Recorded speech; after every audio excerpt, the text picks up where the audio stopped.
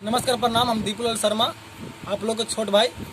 आज आरती सिन्हा जी का बोलबम सॉन्ग, बहुत सा प्यारा सा सॉन्ग है जो रिकॉर्ड करने वाले हैं, जो आप लोग एक बार जरूर सुने और इस सॉन्ग का ज़्यादा शेयर करें। लाइव रिकॉर्डिंग करने वाले हैं, एक बार जरूर सुने।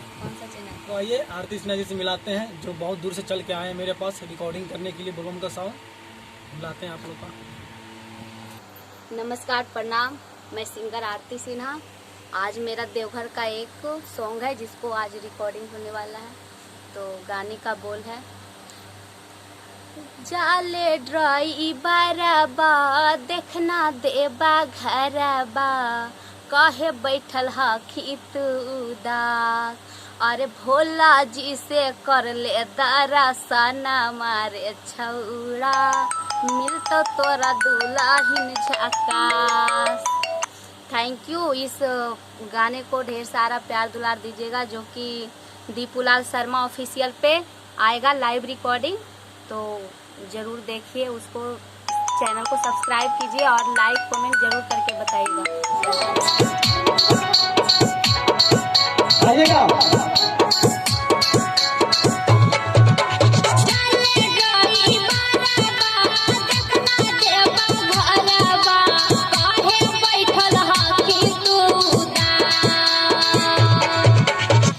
उदास का हल्का कम कीजिए, ठीक है?